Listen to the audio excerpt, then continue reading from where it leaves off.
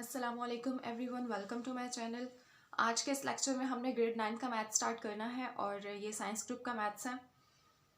हम gradually start करेंगे unit number 1 से और कंप्लीट कोर्स करेंगे। यूनिट नंबर 1 जो है वो क्या है? Matrices and determinants. मैट्रिसेस और डिटर्मिनेंट्स क्या होते हैं? फर्स्ट तो हमें पता होना चाहिए कि मैट्रिसेस क्या होते हैं। मैट्रिसेस जो है ये एक प्लूरल वर्ड है और अगर हम सिंगुलर की बात करें तो वो होता है एक मैट्रिक्स। तो पहले हमें मैट्रिक्स का पता होना ज़रूरी है। अगर हमें मैट्रिक्स का पता होगा तो हम मैट्रिसेस के बारे में जान सकेंगे।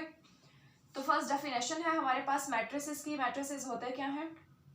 और यहाँ पर हम बात कर रहे हैं सिंगुलर की, मतलब मैट्रिक्स। एक मैट्रिक्स क्या होता है पहले उसे अंडरस्टैंड करेंगे। अ रेक्टेंगुलर अरे और formation of collection of real numbers 0, 1, 2, 3, 4, 7 such as आगे कलेक्शन गिवन है and then enclosed by brackets, square bracket यहाँ पर यूज की जा रही है, is set to form a matrix. अब इस डेफिनेशन का मतलब क्या है, इसको वर्ड टू वर्ड डिफाइन करते हैं। अ रेक्टेंगुलर अरे मतलब रेक्टेंगल शेप में। रेक्टेंगल शेप कैसे होती है?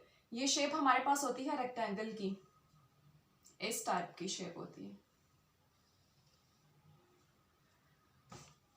और formation of collection of real numbers. Formation का मतलब क्या होता है?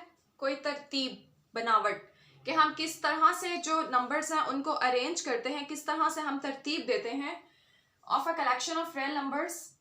कलेक्शन का मतलब होता है किसी चीज को इकट्ठा कर देना, और यहाँ पर हम किसको इकट्ठा करने की बात कर रहे हैं? Real numbers. रियल नंबर्स की बात कर रहे हैं। अब रियल नंबर्स क्या होते हैं? मैथमेटिक्स में रियल नंबर सिस्टम हमारे पास बिगेस्ट सिस्टम होता है, क्योंकि इसमें हमारे पास even, odd, prime numbers, composite numbers, integers, positive, negatives, जितने भी नंबर्स होते हैं हमारे पास वो इसमें इंक्लूडेड होते हैं।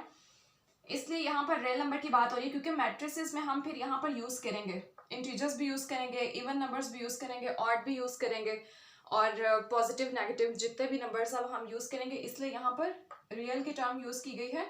अब रियल नंबर्स यहाँ पर कौन से हम सपोज कर रहे हैं? 0, 1, 2, 3, 4, 7 सच एज।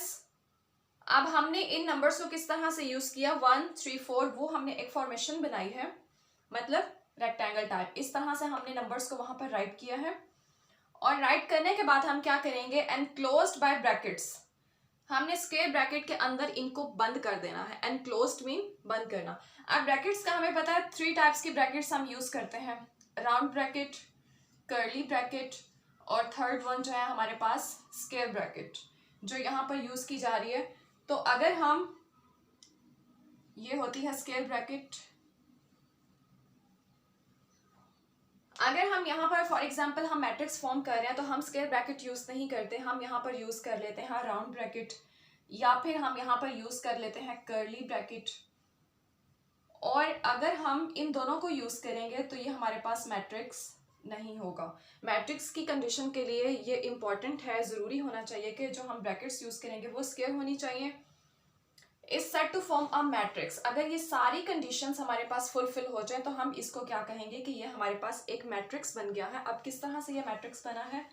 ये जितने हमने नंबर्स ऊपर सपोज किए थे उनको हमने एनक्लोज कर दिया है स्क्वायर ब्रैकेट में। अब ये हमारे पास एक मैट्रिक्स बन गया है। मैट्रिक्स की हम कुछ और एग्जांपल्स भी लेते हैं कि किस तरह से मैट्रिक्स हम बना सकते हैं। एक कंडीशन इसमें रिमेनिंग है जो हमने अभी तक डिस्कस नहीं की मैट्रिक्स में, वो ये है कि मैट्रिक्स को हमने जो नेम देने हैं वो हमारे पास कैपिटल लेटर्स होने चाहिए, मतलब English alphabets A to Z, कोई भी नाम दे सकते हैं लेकिन कैपिटल लेटर होना चाहिए। फॉर एग्जांपल मैं मैट्रिक्स को नेम देती हूँ A। इस मैट्रिक को मैंने नेम दिया है A।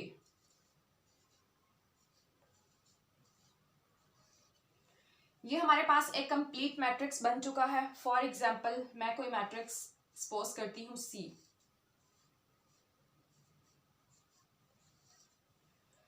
ये मैट्रिक्स मैंने सपोज किए हैं और जो हमने चीज़ें यहाँ पर डिस्कस की थी डेफिनेशन में, उनके अकॉर्डिंग हमने मैट्रिक्स बनाया है। अब ये जो नंबर्स होते हैं, ये मैट्रिक्स के जो अंदर वाले नंबर्स हैं, इनको हम क्या कहते हैं? ये जितने भी नंबर्स हमारे पास यूज हो रहे हैं 1, 3, 4, 7, 2, 0, इनको हम कहते हैं एलिमेंट्स। किसके एलिमेंट्स कहते हैं? उस मैट्रिक्स के एलिमेंट्स कहते हैं। मतलब ये मैट्रिक्स ए है तो हम इन सारे नंबर्स को क्या कहेंगे कि ये इस मैट्रिक्स के एलिमेंट्स हैं। एलिमेंट्स भी कहते हैं और एक और टर्म भी है एंट्रीज।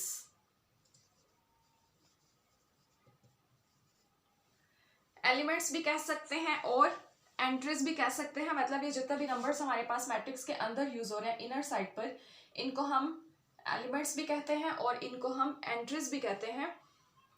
ये तो बात थी एक मैट्रिक्स की, मतलब सिंगुलर। अगर हम बहुत सारे मैट्रिसेस की बात करें तो उसको हम मैट्रिक्स नहीं कहेंगे बल्कि हम मैट्रिसेस कहेंगे।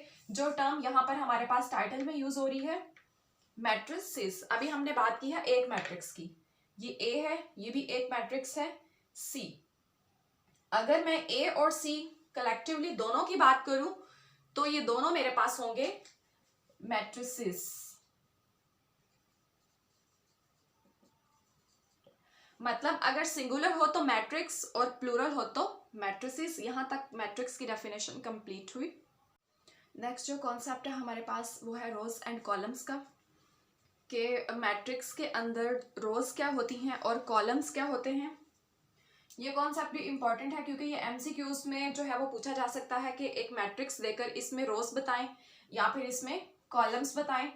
तो अब हमने जो अंडरस्टैंड करनी है टर्म्स वो है रोज एंड कॉलम्स।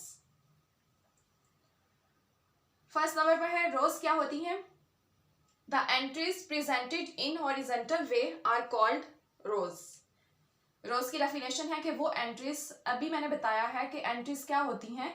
ये जो हमारे पास मैट्रिक्स है इसके अंदर जितने भी एलिमेंट्स हैं, नंबर्स हैं, इनको हम एंट्रीज भी कहते हैं, इनको हम एलिमेंट्स भी कहते हैं। तो जो एंट्रीज हैं हमारे पास जो प्रेजेंट कर रही हैं, जो जाहिर कर रही हैं इन हॉरिजॉन्टल वे। हॉरिजॉन्टल वे क्या होता है? लेफ्ट टू राइट, मतलब एक लाइन की फॉर्म। ये हॉरिजॉन्टल वे है, left to right. Are called rows, उनको हम क्या कहेंगे मैट्रिक्स में? रोज।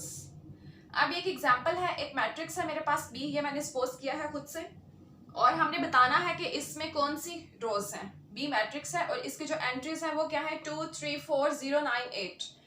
अब हमने इसमें ये बताना है कि रोज कौन सी है इसमें। तो अकॉर्डिंग टू डेफिनेशन हम क्या कहेंगे कि जो हॉरिजॉन्टल वे है, मतलब लेफ्ट टू राइट, ये हमारे पास है रो। फर्स्ट रो है तो इसे हम डिनोट करेंगे R1 से। उसके बाद जो सेकंड रो है हमारे पास 0 9 8, this is the second row in this matrix, और इसको हम डिनोट करेंगे R2 से। R1 मतलब फर्स्ट रो, R2 मतलब second row, row number 1 and row number 2। अगर नेक्स्ट भी रोज होती तो हम उनको भी बताते और उसको हम किससे डिनोट करते? R3 से। यहाँ पर हमारे पास 2 ही रोज हैं तो हमने इनको डिनोट कर दिया है R1 एंड R2 से। अब जो सेकंड कॉन्सेप्ट है वो क्या है? कॉलम। कि कॉलम्स क्या होते हैं मैट्रिक्स में? The entries presented in vertical way are called columns. वो एंट्रीज हमारे पास जो प्रेजेंट करती हैं वर्टिकली। अब वर्टिकल क्या होता है?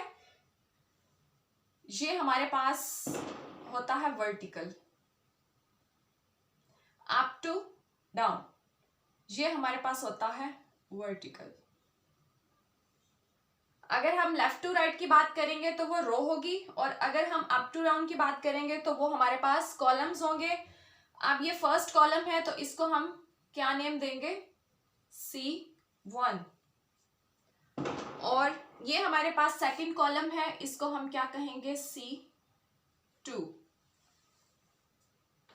ये कॉन्सेप्ट हमारे पास इंपॉर्टेंट थे कि रोज क्या होती हैं और कॉलम्स क्या होते हैं। ये C1 है और ये हमारे पास C2 है, मतलब column number 1 C2, column number 2। इन डेफिनेशन का जो कॉन्सेप्ट है वो बहुत इंपॉर्टेंट है और ये एज ए डेफिनेशन भी क्वेश्चन आ सकता है और एज ए एमसीक्यूज भी। मतलब एक मैट्रिक्स दिया जा सकता है और पूछा जा सकता है कि इसमें रोज कौन सी हैं और कॉलम्स कौन से हैं, या फिर ये कहा जा सकता है कि नंबर ऑफ रोज बताएं और नंबर ऑफ कॉलम्स बताएं। आज का लेक्चर हमारा यहाँ पर कंप्लीट हुआ। हमने नेक्स्ट लेक्चर में इंशाल्लाह इसी से रिलेटेड हम डेफिनेशंस करेंगे और फर्स्ट उनको अंडरस्टैंड करेंगे, देन हम इनके प्रॉब्लम्स को सॉल्व करेंगे। Thanks for watching, take care, अल्लाह हाफिज़।